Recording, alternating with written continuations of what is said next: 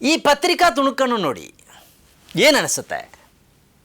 ರಾಜ್ಯದ ಜನಸಂಖ್ಯೆಯಲ್ಲಿ ಮುಸ್ಲಿಮರೇ ನಂಬರ್ 1. ಹೌದಾ? ಪತ್ರಿಕೆ ಸುಳ್ಳು ಹೇಳಿದೆಯಾ?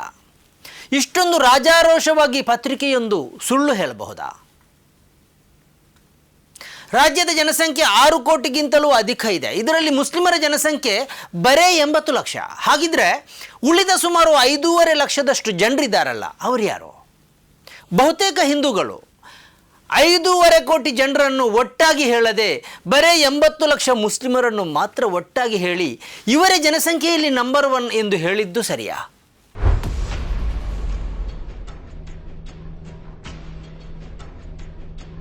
ವೀಕ್ಷಕರೇ, ಇದು ಎಡಿಟರ್ ಸ್ಪೀಕ್.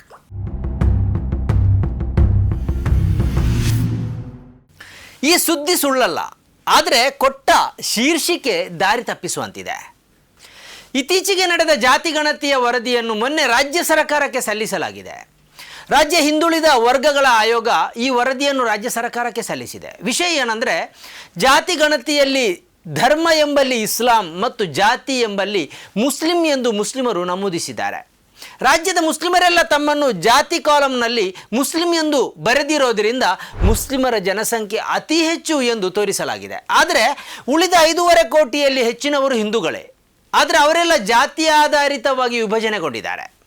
ಒಕ್ಕಲಿಗರು, ಕುರುಬರು, ಲಿಂಗಾಯತರು, ವೀರಶೈವರು ಹೀಗೆ ತಮ್ಮನ್ನು ಜಾತಿಯಲ್ಲಿ ಗುರುತಿಸಿಕೊಂಡಿದ್ದಾರೆ.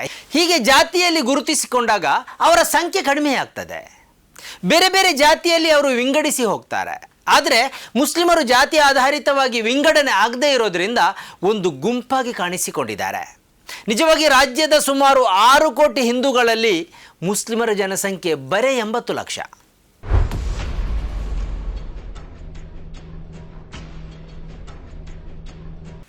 ಆದರೆ ಸೋಷಿಯಲ್ ಮೀಡಿಯಾದಲ್ಲಿ ಈ ಪತ್ರಿಕಾ ತುಣುಕನ್ನು ಅಸಂಖ್ಯ ಮಂದಿ ಹಂಚಿಕೊಂಡಿದ್ದಾರೆ.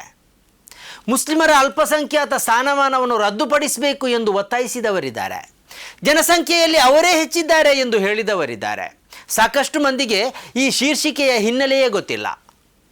ಜಾತಿ ಗಣತಿಯಲ್ಲಿ ಹೇಗೆ ಮುಸ್ಲಿಮರು ತಮ್ಮನ್ನು ಗುರುತಿಸಿಕೊಂಡಿದ್ದಾರೆ ಅನ್ನುವುದು ಗೊತ್ತಿಲ್ಲ. ಮುಸ್ಲಿಮರು ಧರ್ಮಾಧಾರಿತವಾಗಿ ಇಲ್ಲಿ ಗುರುತಿಸಿಕೊಂಡಿದ್ದಾರೆ, ಹಿಂದೂಗಳು ಜಾತಿ ಆಧಾರಿತವಾಗಿ ಗುರುತಿಸಿಕೊಂಡಿದ್ದಾರೆ. ಇದು ಗೊತ್ತಿಲ್ಲದವರು ಮುಸ್ಲಿಮರ ಜನಸಂಖ್ಯೆ ಹೆಚ್ಚಾಗಿದೆ ಎಂದು ಭಾವಿಸಿದ್ದಾರೆ. 6 ಕೋಟಿ ಕನ್ನಡಿಗರಲ್ಲಿ ಬರೇ 80 ಲಕ್ಷ ಮುಸ್ಲಿಮರು ಎಂಬುದನ್ನು ಅವರು ಪರಿಗಣಿಸ್ತಾ ಇಲ್ಲ.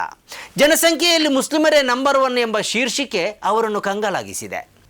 ಇದೇ ವೇಳೆ ಮುಸ್ಲಿಮರನ್ನು ದ್ವೇಷಿಸುವ ಒಂದು ಗುಂಪು ಅರ್ಧ ಸತ್ಯವನ್ನು ಹೇಳ್ತಾ ತಮ್ಮ ಪ್ರೊಪಗಂಡಕ್ಕೆ ಈ ಪತ್ರಿಕಾ ತುಣುಕನ್ನು ಬಳಸ್ತಾ ಇದ್ದಾರೆ.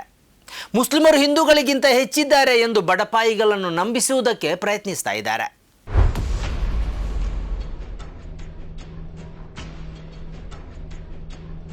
ನಿಜ ಏನಂದರೆ, 2011ರ ಜನಗಣತಿ ಪ್ರಕಾರ ರಾಜ್ಯದಲ್ಲಿ ಹಿಂದೂಗಳು 84% ಇದ್ದಾರೆ, ಮುಸ್ಲಿಮರು ಸುಮಾರು 13% ಇದ್ದಾರೆ.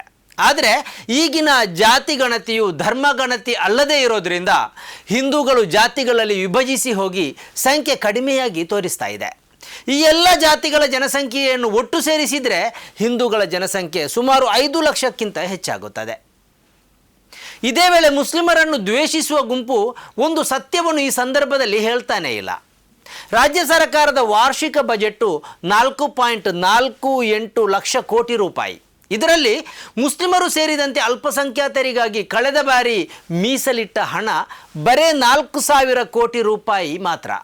ಅಂದರೆ ಒಟ್ಟು ಬಜೆಟ್ನ 1% ಇಲ್ಲ. ನಿಜವಾಗಿ ಮುಸ್ಲಿಮರ ಜನಸಂಖ್ಯೆ ಹೆಚ್ಚಿದೆ ಎಂದು ಹೇಳುವವರು ಮುಸ್ಲಿಮರಿಗೆ ಬಜೆಟ್ನಲ್ಲಿ ಯಾಕೆ ಇಷ್ಟು ಕಡಿಮೆ ಹಣವನ್ನು ಮೀಸಲಿಟ್ಟಿದ್ದೀರಿ ಎಂದು ಪ್ರಶ್ನಿಸಬೇಕಿತ್ತು. ನಂಬರ್ 1 ಜನಸಂಖ್ಯೆಗೆ ಬಜೆಟ್ನಲ್ಲಿ ಬರೇ 1% ಮಾತ್ರ ಮೀಸಲಿಟ್ಟು ಉಳಿದ ಕಡಿಮೆ ಜನಸಂಖ್ಯೆಯ ಮಂದಿಗೆ 99% ಹಣವನ್ನು ಯಾಕೆ ಮೀಸಲಿಟ್ಟಿದ್ದೀರಿ ಎಂಬ ಪ್ರಶ್ನೆಯನ್ನು ಅವರು ಮುಂಚೂಣಿಯಲ್ಲಿ ನಿಂತು ಕೇಳಬೇಕಿತ್ತು. ನಿಜವಾಗಿ ಈ ಶೀರ್ಷಿಕೆ ಮಿಸ್ಲೀಡಿಂಗ್ ಮಾಡುವಂಥದ್ದು. ಅರೆಬರೆ ತಿಳಿದವರು ಮತ್ತು ಧರ್ಮದ್ವೇಷಿಗಳು ಈ ಪತ್ರಿಕಾ ತುಣುಕನ್ನು ಎತ್ತಿಕೊಂಡು ಮುಸ್ಲಿಮರ ವಿರುದ್ಧ ಪ್ರೊಪಗಂಡ ಮಾಡುವುದಕ್ಕೆ ಇದನ್ನು ದುರುಪಯೋಗಿಸ್ತಾರೆ. ಅರೆಬರೆ ತಿಳಿದವರು ಇದನ್ನೇ ನಂಬ್ತಾರೆ. ಜಾತಿ ಗಣತಿಯ ಸ್ವರೂಪವೇ ಗೊತ್ತಿಲ್ಲದವರನ್ನು ಈ ಸುದ್ದಿಯ ತುಣುಕನ್ನು ತೋರಿಸಿ ಯಾಮಾರಿಸಲು ಸಾಧ್ಯ ಇದೆ. ಆದ್ದರಿಂದಲೇ ಇಂತಹ ಶೀರ್ಷಿಕೆ ಹಾಕುವಾಗ ಪತ್ರಿಕೆ ಜಾಗರೂಕತೆಯನ್ನು ಪಾಲಿಸಬೇಕಿತ್ತು. ಜನರು ತಪ್ಪು ತಿಳಿದುಕೊಳ್ಳುವುದಕ್ಕೆ ಅವಕಾಶ ಇರುವಂತಹ ಶೀರ್ಷಿಕೆ ಹಾಕಬಾರ್ದಿತ್ತು. ಈ ಕಾರ್ಯಕ್ರಮದ ಪ್ರಾಯೋಜಕರು Gadiyar group of companies, specialized in piling and shoring, engineering consultancy, firefighting, steel structures, real estate. Office SIT Tower, Silicon Oasis, Dubai, UAE. ಸ್ನೇಹಿತರೆ, ನಿಮ್ಮ ಅದ್ಭುತ ಬೆಂಬಲದಿಂದ ಸನ್ಮಾರ್ಗ ನ್ಯೂಸ್ ಚಾನೆಲ್ ಈಗ 2 ಲಕ್ಷ ಸಬ್ಸ್ಕ್ರೈಬರ್ಗಳನ್ನು ದಾಟಿದೆ. ಇದು ನಮ್ಮ ಯಶಸ್ಸಲ್ಲ, ಇದು ನಿಮ್ಮ ಯಶಸ್ಸು. ನಮ್ಮ ಮುಂದಿನ ಗುರಿ 4 ಲಕ್ಷ. ಇದು ಕಷ್ಟವಲ್ಲ.